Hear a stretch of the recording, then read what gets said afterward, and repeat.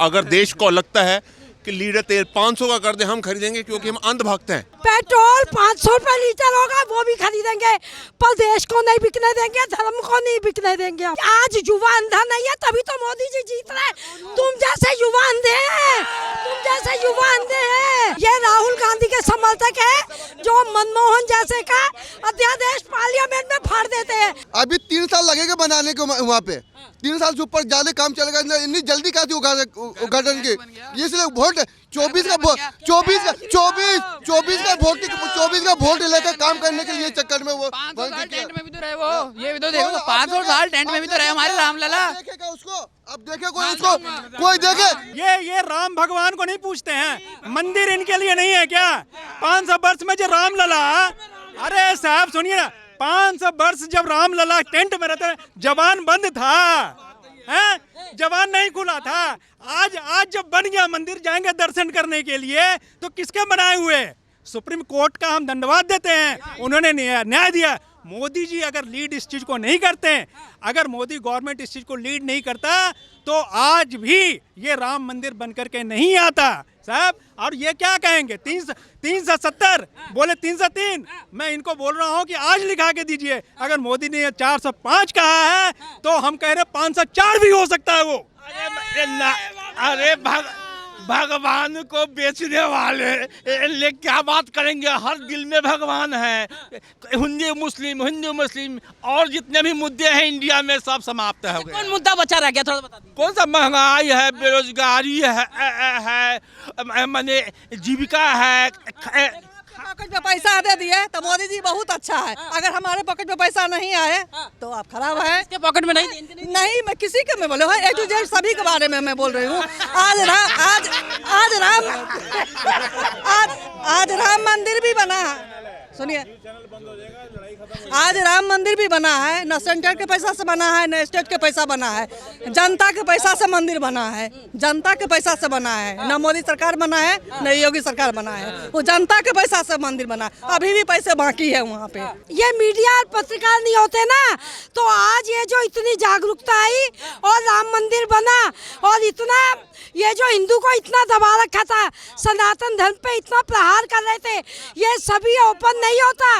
मुसलमानों की या मैं किसी धर्म की बुराई नहीं कर रही, पर ये जो 370 हटी, 370 में क्या क्या बैन था, क्या क्या था, एक एक बच्चा जान गया।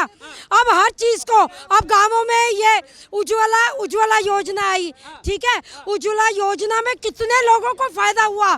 सबको फायदा हुआ गांवों में नहीं, सब गैस नहीं मिलता है, गैस नहीं मिलता।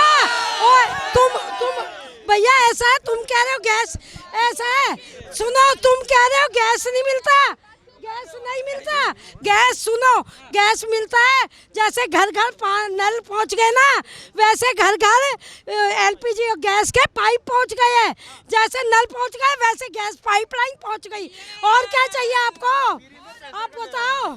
400 रुपया में गैस मिलते थे, 1100 में मिलते थे। और स्मृति ईरानी आप लाओ सुनो, 400 रुपए में जब मिलता, सुनो 400 नहीं, सुनो 400 रुपए में जब मिलता होगा ना, तो आप 2-2, 3-3 दिहाड़ी मजदूर अपनी खराब करके लाइन में लग के गैस मिलता है। मोदी, यही बात मोदी जी को कहिए ना कि पहले मोदी जी तो आ गए और मोदी जी ही आएंगे। मोदी जी को हटाने वाला अभी कोई नहीं है। मोदी जी को हटाने वाला, मोदी जी को तो सुनो सब मोदी जी के आने से भ्रष्टाचारियों को परेशानी हुई है। अपना भ्रष्टाचारियों की परेशानी नहीं हुई है, विपक्ष की नहीं, हम लोगों को नहीं हुई। हम लोगों को तो गैस अगर 2000 रुपए भी सिलेंडर मिलेगा ना, हम वो भी खरीदेंगे। पेट्रोल 500 रुपए लीटर होगा, वो भी खरीदेंगे, पर देश को नहीं बिकने देंगे, धर्म को नहीं बिकने देंगे हम। सुनिए, कह रहे हैं, सुन लीजिए, पहले बात है ताली भी लोग बजा रहे हैं, कह रहे हैं कि देश में चाहे जितनी महंगाई आ जाए। अब ऐसा क्यों कह रहे हैं भाई? देश में महंगाई नहीं दिखाई देता है आप लोगों को, बेरोजगारी नहीं दिखाई देता है, नहीं दिखाई देता है। स्थिति देश की एक ही बात पे मैं बता देता हूँ। मैडम ने कहा कि तेल 500 का हो जाए तो भी खरीदेंगे।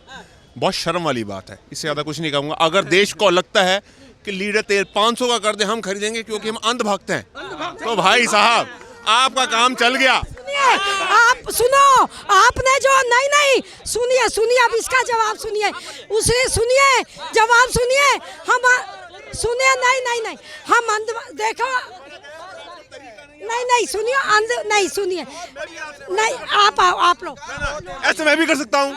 समझो, एक सिविल कॉन्वर्सेशन करना सीखिए। सिविल कॉन्वर्सेशन और ये जो ओवैसी बोल रहा है ना, नहीं ओवैसी बोल रहा है, आप उस बात का जवाब दीजिए। आप मेरे को एक बात का जवाब दीजिए। नहीं, शर्मनाक नहीं है आज।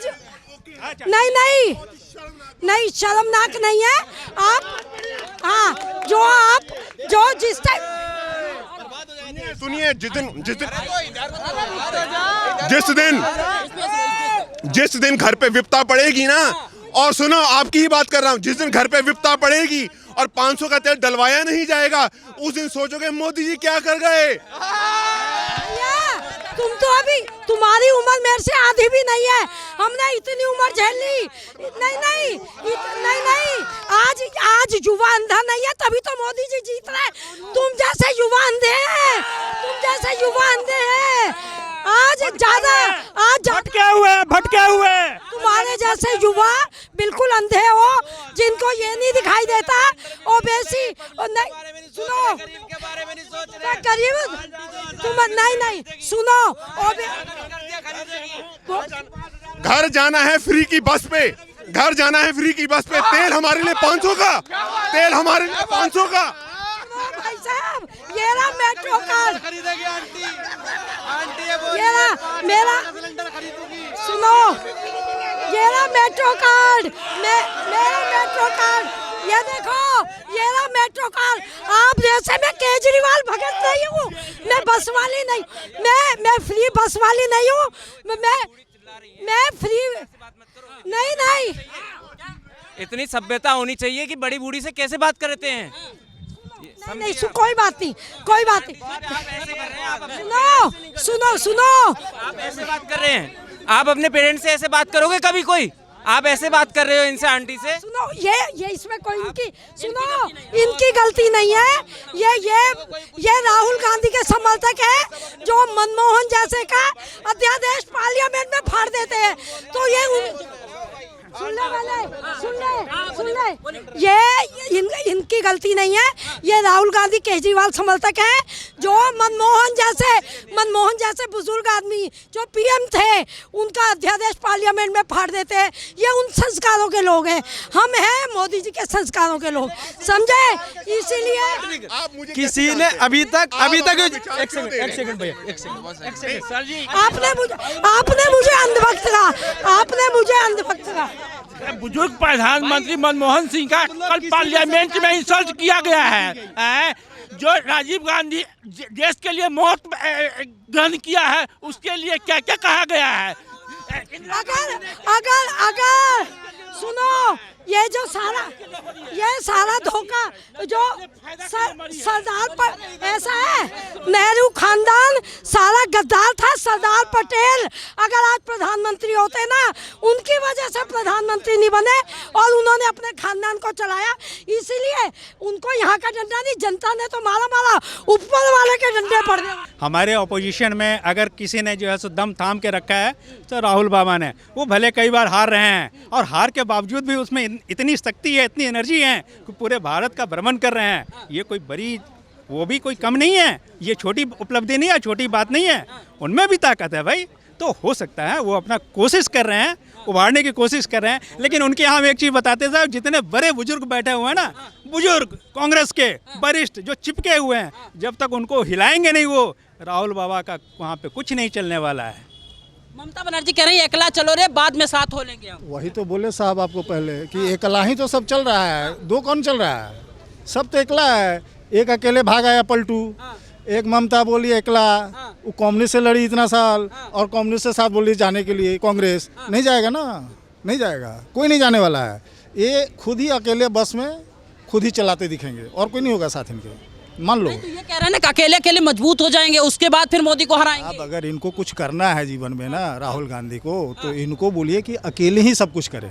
ये जो ले लेते हैं कभी लालू, कभी मुलायम, कभी ममता, कभी समता, कभी ये कभी वो, इससे नहीं होने वाला। कहते हैं संगठन में शक्ति है इसलिए साथ आ रहे हैं। अरे तो शक्ति तो आपको दिख रहा है, इतने सालों से शक्ति दिख रहा है ना उनका, इस बार 24 में भी शक्ति उनको दिख जाएगा अपना। तो भाई जो करना हो तो कर नहीं रहे हो। अब चल दिए, बस पकड़ लिए, ट्रेन पकड़ लिए, पैदल चल दिए, अरे इससे क्या होने वाला भैया, कौन विश्वास करे आपकी बात? देश को न्याय दिलाकर ही मानेंगे हम। ओ सारे लोग अन्याय में जी रहे अभी, मतलब 500 साल बाद राम मंदिर मिल गया तो ये अन्याय हो गया लोगों के साथ। ज्ञान वापी आ रहा तो अन्याय हो गया लोगों के साथ। हाँ क्या साहब आप गरीब कितने मारे गए वहाँ पे, कितने गरीब हो गए, राम मंदिर बन गया, अच्छी बात है। गरीब कितने गरीब के घर हुए टूटे आपको पता है? एक कोई बीजेपी का नेता हो छुट्टी ठंड में सो के देखे तो पता चले इंसान को। सवाल क्या है आपका, विषय क्या है? विषय यही है कि मोदी कह रहे हैं 370 24 में धारा 370 जरूर हटाइए लेकिन 370 सीटें नहीं ला पाएंगे। धारा 370 जरूर हटाइए लेकिन 370 नहीं ला पाएंगे। लगभग कमोबेश जितनी सीटें इस बार 2019 में आई हैं, कमोबेश जितनी सीटें भाजपा की आएंगी 303 के नीचे ही नीचे रहेंगे, उससे ऊपर नहीं आएंगी। 303 के नीचे ऊपर जाने की देखिए साहब, 303 को 303 आप कह सकते हैं, या 303 तो बहुत पहले यहाँ पे सरकार ने हटा दिया है। अब तो जो सैनिक हैं 303 पुलिस भी फायर नहीं करती है साहब, तो 303 कहाँ बात कर रहे हैं आप? सच बात यह है कि एक विपक्ष जो मजबूत विपक्ष होना चाहिए, मोदी जी के अगेंस्ट में वो मजबूत विपक्ष बन ही नहीं पा रहा है। और INDI ने वो कोशिश की थी, बट उसके मुखिया यानी कि नीतीश जी धीरे से पलटी मार गए। और पलटी मारने के बाद क्या हुआ, अब देखिए उसमें से कितने पलटी मार बनते हैं। अभी तो नीतीश जी केवल पलटी मार हैं, अभी तो देखिए धीरे धीरे उसमें कितने पलटी मार होते हैं। लास्ट में राहुल जी अपना झंडा लेके पूरे भारत का भ्रमण करते रहेंगे। और वही है कि 2041 में जब हमारा देश डेवलपमेंट की उस पर रहेगा, तब वो प्राइम मिनिस्टर के कैंडिडेट में कहीं कंसिडरेशन में आएंगे, उसके पहले कहीं नहीं साहब। बार बार ये क्यों कह देते हैं कि कांग्रेस के पास एक ही प्रोडक्ट है, बार बार लॉन्च कर रही है? साहब ये बताइए, जो परिवारवाद है ना, ये परिवारवाद पे ही तो दिक्कत आ रही है ना। सही बात है, राहुल गांधी के अलावा आप लीजिए सचिन पायलट, राजस्थान में युवा नेता हैं, उनमें दम है, आप लाइए ना उनको। हम कहते हैं आप देखिए अपोजिशन कैसे जो है बनता है, लेकिन आप परिवारवाद से निकलना नहीं चाहते हैं। आप राहुल जी को क्यों लॉन्च करना चाहते बार बार, जब वो लॉन्च होने की तैयारी नहीं है? कांग्रेस कहते हैं युवा नेता है भाई साहब। युवा नेता है तो आपने एक बार लॉन्च किया कर रहा है, इतने किलोमीटर पैदल चल के आ रहे हैं। तो मैं कह रहा हूँ 2041 के लिए तैयारी कीजिए ना, उसके पहले नहीं। 2041 जब हमारा पूरा देश विकसित हो जाएगा, तब कहीं पे आपको जरूरत होगा। ठीक है भाई, राहुल जी हैं, बहुत मेहनत की है, आ जाओ भाई।